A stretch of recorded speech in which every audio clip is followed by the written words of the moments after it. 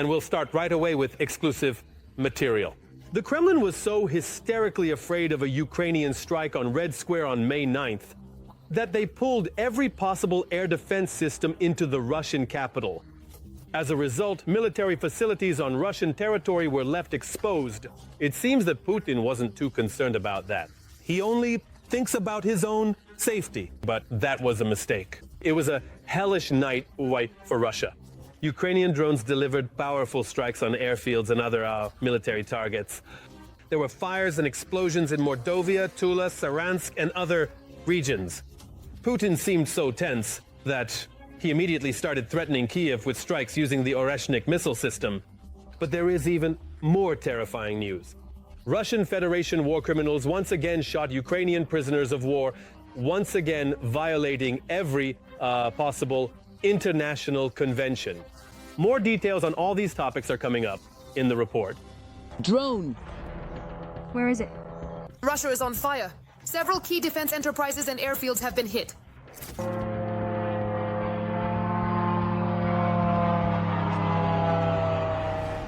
Powerful explosions were heard in Tula. Two of the largest defense industry enterprises came under attack. Both plants are part of the state corporation Rostek.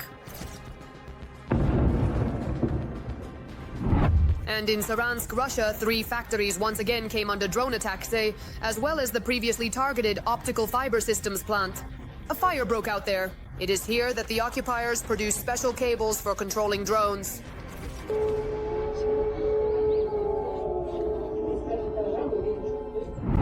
And drones also struck 2 airfields, Shaikovka and Kubinka. They are located in the Kaluga and Moscow regions. Once again, Russian air defense has demonstrated its complete ineffectiveness. The point is that practically all air defense systems are currently concentrated on protecting the victory parade madness in Moscow. In other words, the main strategic object for the Russian military and political leadership is Moscow and the Moscow region. But as we can see, things are not calm even in the Moscow region. It's simple. Putin has never cared about the other regions. The most important thing for him is to protect himself, especially on the eve of May 9th. All the air defense systems, wherever they might have been pulled into Moscow. All week in Russia, hysteria has been growing over the possibility that Ukraine might strike Red Square and embarrass the Kremlin in front of the allies coming for the parade. And Putin is so hysterical about this that he's once again shaking his little hazel stick. Kremlin propagandists are claiming that the bunker dweller has given an order regarding the use of the hazel stick as a response to potential attacks by the Ukrainian armed forces on Moscow. This is a preemptive move aimed at, accordingly, creating an information environment concerning the possible use of these means of destruction. And by the way, the emergence of this information indicates possible scenarios. By Russian special services whispered 2-stage provocations on the territory of the Russian Federation, which would then provide an excuse to use these means of destruction. And while Putin is preparing provocations, the defense forces have launched a new offensive in the Kursk region, according to complaints from Russians. According to them, Ukrainian units have concentrated personnel opposite the settlement of Tetkino and have blown up a bridge near the border.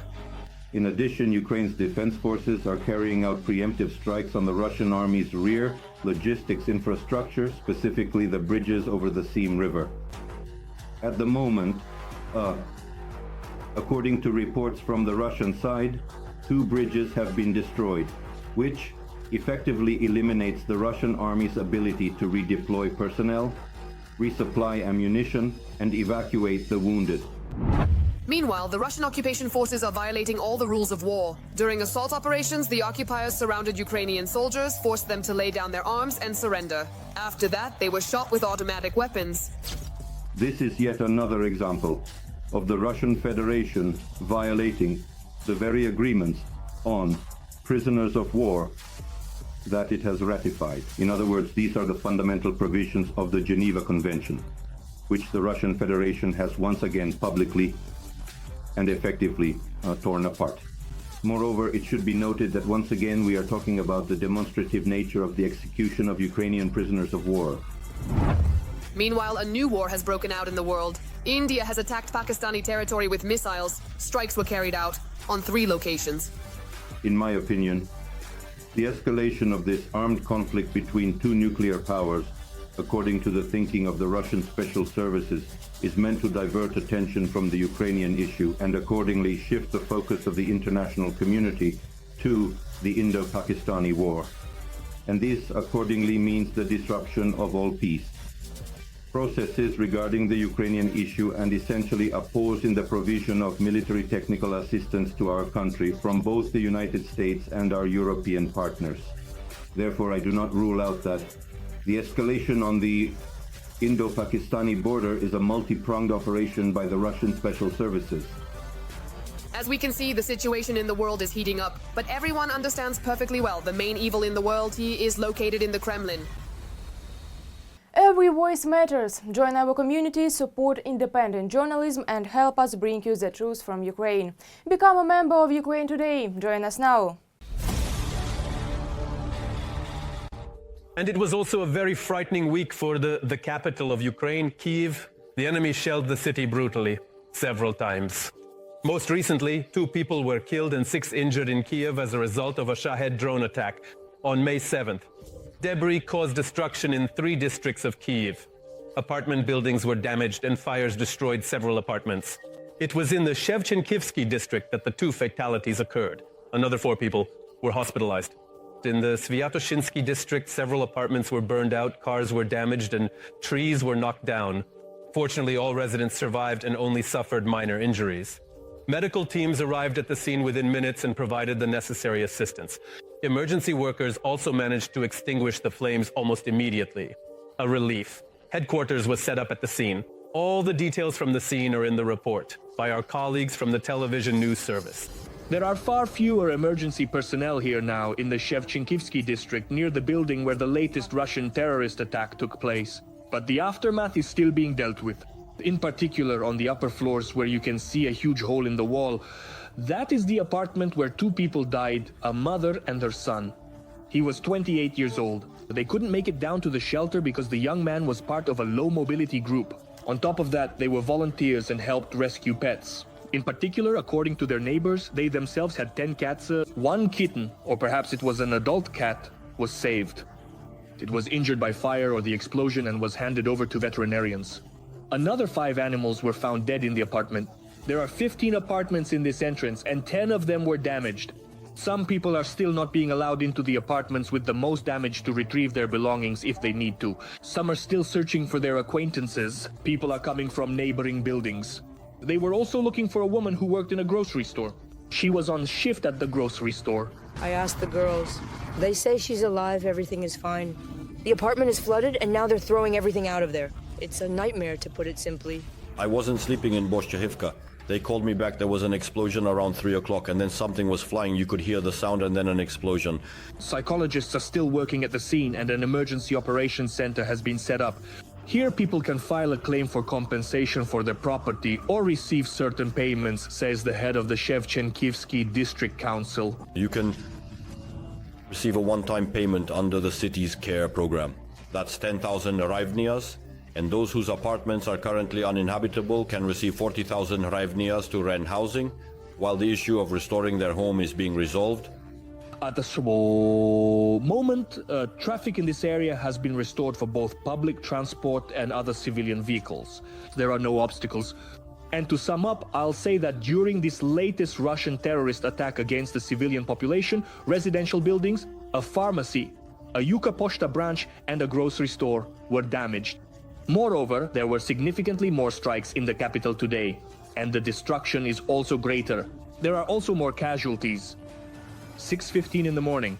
White smoke is rising from the upper floors of a residential building in the Shevchenkivsky district right above the metro station. Firefighters are finishing extinguishing the flames after enemy metal debris struck the building. Police are restricting traffic. Svetlana's apartment is located just below the one that burned out. She still can't believe that she and her family survived. The apartment above is completely burned out. It will have to be rebuilt. All we heard was an explosion. We jumped up from the blast. Then we heard something flying and realized it was very close. We immediately started running to the hallway. We heard explosions. We heard the windows shatter. Live on TSN, Kyiv State Emergency Service spokesperson Pavlo Petrenko reports districts on both banks of the Dnipro in the capital are under attack. Uranium itself is smoking. Since early morning, rescuers have been working in 3 districts of the city. These are Shevchenkivsky, Sviatoshinsky and Dniprovsky districts. Right here, in the Shevchenkivsky district, as you can see, there was an impact on the technical floor of a 5-story residential building. And this is already the Sviatoshinsky district of the capital, not far from the ring road. The top 5 floors of a 9-story building are blackened from the fire. Several cars are damaged, and there are broken branches on the grass. Locals have gathered in the courtyard, recalling the details of that night. We had a lively night, but then there were 3 explosions before 4 a.m. or at 4 a.m. And then this happened.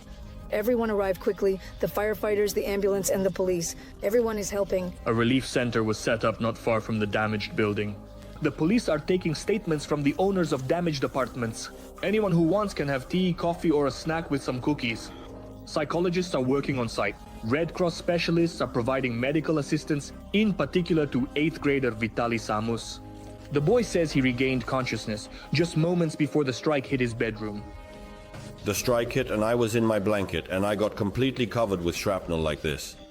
I woke up quickly and saw this ring of fire right in front of me. It was right in front of my eyes, bright orange, completely covering the window. And I was hit by a wave of heat. I also have a cut on my leg and a little more on my knee. You won't go to school? I don't know. I need to ask my mom. With the end of the 3rd air raid alert. Of the night, street cleaners head out to work, up clearing the trash bins. After yet another terrorist attack by the Russians, the workday in Kyiv begins as scheduled.